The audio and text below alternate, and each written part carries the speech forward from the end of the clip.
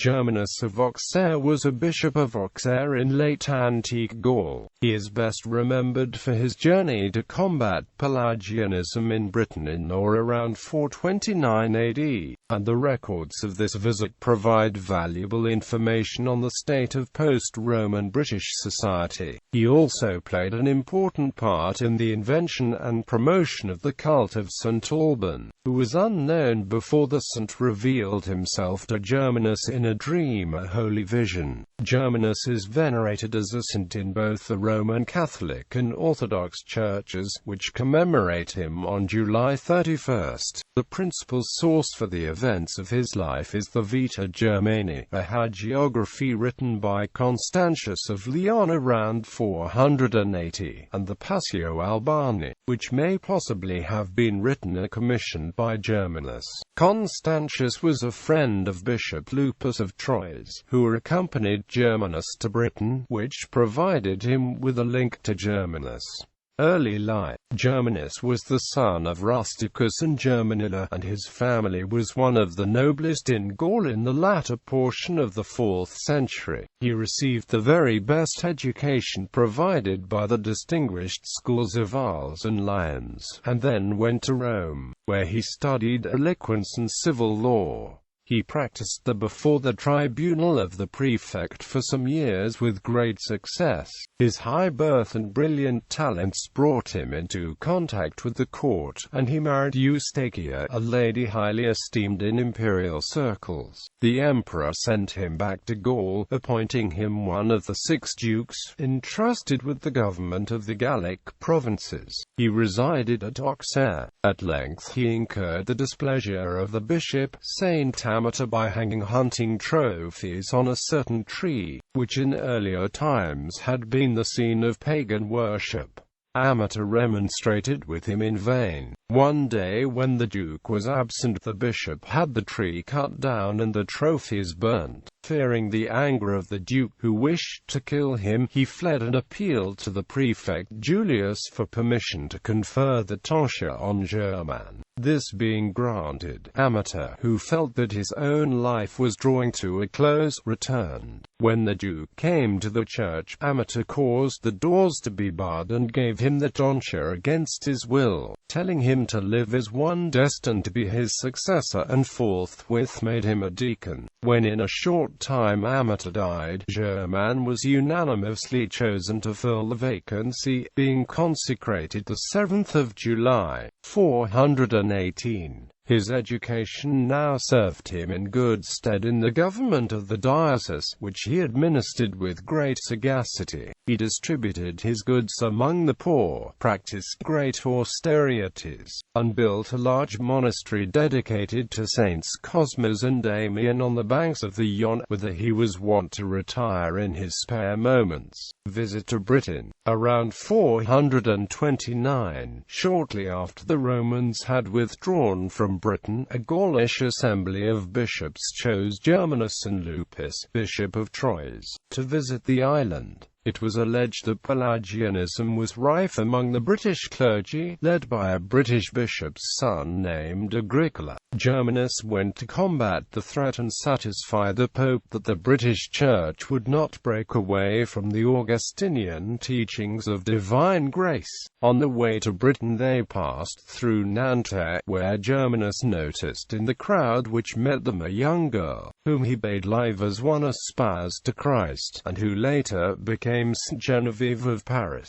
Germanus and Lupus confronted the British clergy at a public meeting before a huge crowd in Britain. The Pelagians were described as being conspicuous for riches, brilliant in dress, and surrounded by a fawning multitude. The bishops debated, and, despite having no popular support, Germanus was able to defeat the Pelagians using his superior rhetorical skills. Constantius also recounts the miraculous miraculous healing of the blind daughter of a man with tribunician power. This use of the word tribune may imply the existence of some form of post-Roman government system. However, in Constantius' lifetime, tribune had acquired a looser definition, and often was used to indicate any military officer, whether part of the imperial army or part of a town militia. Germanus led the native Britons to a victory against Pictish and Saxon raiders at a mountainous site near a river, of which Mold in North Wales is the traditional location. The enemy approaching, the former general put himself at the head of the Christians. He led them into a vale between two high mountains, and ordered his troops shout when he gave them a sign. When the Saxon pirates came near them, he cried out thrice, Alleluia, which was followed by the whole army of Britons. The sound echoed from the hills with a noise so loud that the barbarians, judging from the shout that they were facing a mighty army, flung down their arms and ran away, leaving behind the baggage and booty. It is not possible to know what impact Germanus's visit really had on Pelagianism in Britain, though various theses have been advanced. It has, for example, been argued that by combating the self-help aspect of Pelagianism he might have reduced the resolve of the British cities, abandoned by the legions in their ultimate struggle. The link with St. Patrick, traditionally portrayed as his pupil, is also contested in recent scholarship.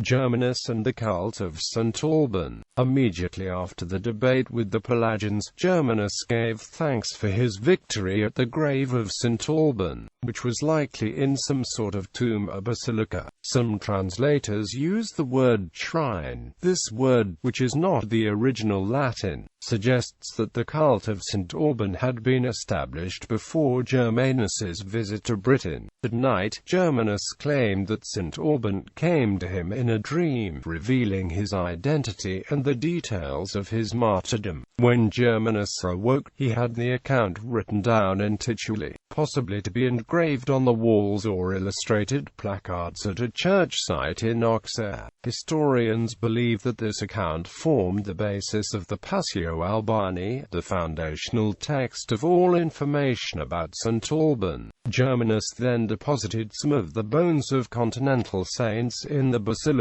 and took a sample of the earth at the site of Alban's martyrdom, which still bore the marks of the martyr's blood. Although arguments have been advanced for the antiquity of the cult of St. Alban, other researchers conclude that Germanus was responsible for its creation and promotion.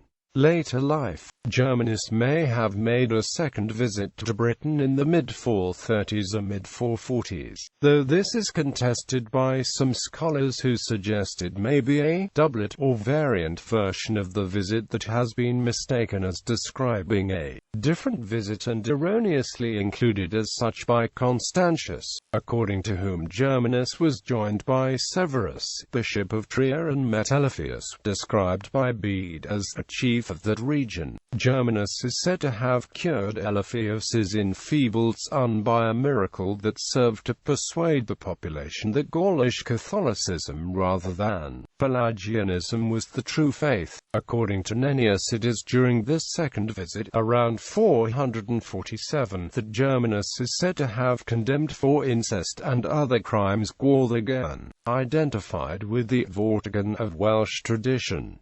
Vortigern ordered his daughter to bring her child to Germanus and name the bishop as its father. The scheme having failed, Vortigern was curted by Germanus and the Council of Britons, and fled into Wales, followed by Germanus and the clergy. They pursued him to a castle on the river Tyvi, where they fasted and prayed for 3 days and 3 nights. Finally, fire fell from heaven, consuming the castle, the guilty king, and his company. While the story appears to have no historical basis, it does indicate in what reverence Germanus was held in the church in that part of the land. He died in Ravenna while petitioning the Roman government for leniency for the citizens of Armorica, against whom Aetius had dispatched the Alans on a punitive expedition. Germanus had famously confronted Gore, the king of the Alans. Sir Constantius's life relates. Based on the scanty evidence, some scholars have argued that his death should be dated to 445, 446, 447 or 448, and others that it should be dated to c. 437. Cult. St. Germanus's tomb continues to be venerated in the church of the Abbey of St. Germanus d'Auxerre, which, although now part of municipal museum, remains open for worship at stated times. There is a tradition of a panegyric on the Sunday nearest to a preceding his festival in July. The cult of St. Germanus of Auxerre spread in northern France, hence the church Saint-Germain l'Auxerrois facing the Louvre in Paris. His cult is clearly distinguished from that of the homonymous St. Germanus of Paris. He is associated with the church at Charon in the east of Paris and the cult of St. Genevieve in Nanterre to the west of the city, both situated on the late Roman road network. His journey to Britain is commemorated in his dedications at Souville and at Saint-Germain-les-Vaux in the Cotentin. In the 2004 edition of the Roman Martyrology, Germanus is listed under July 31st.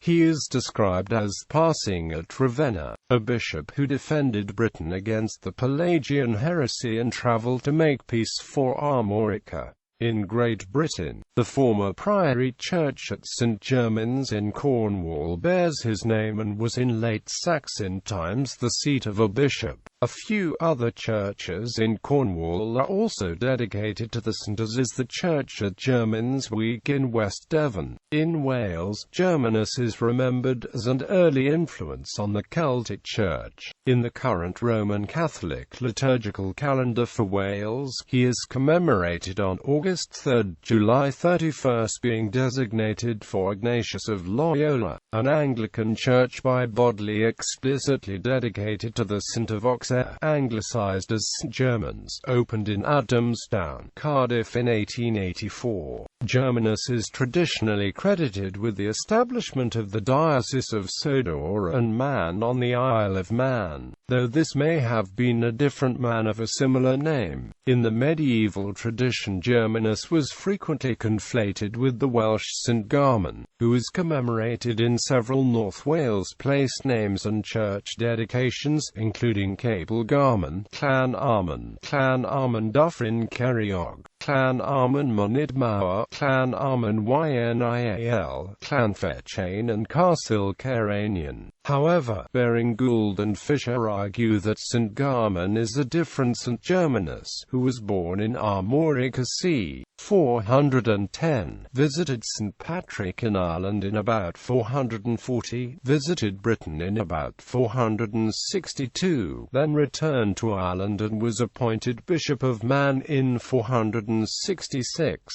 and died on the Isle of Man c. 474. Fictional portrayals of Germanus. Hilaire Belloc refers to Germanus in his humorous poem, The Pelagian Drinking Song from the Four Men, a farrago. Germanus's visit to Britain is the subject of the Welsh-language radio play Bwched Garman by Saunders Lewis. Germanus appears many times in Jack White's series of novels, A Dream of Eagles, and the series The Golden Eagle. Germanus appears in the TV movie Street Patrick the Irish Legend, where he helps Patrick achieve his mission to convert the Irish. In Valerio Massimo Manfredi's 2002 novel The Last Legion, and in the 2007 film based on the novel, Germanus dies in Britain after his arrival on the island to lead the Romans and Britons against the barbarian Picts. In the film, before he dies, the bishop recites his last words as a prophecy and founds the last legion of Britain, entrusting them with the standard, a silver dragon with a purple tail. Germanus appears in the 2004 film King Arthur, although his second and final mission to Britain took place 20 years before the year in which the movie is set. He is portrayed by Italian actor Ivano Marescotti.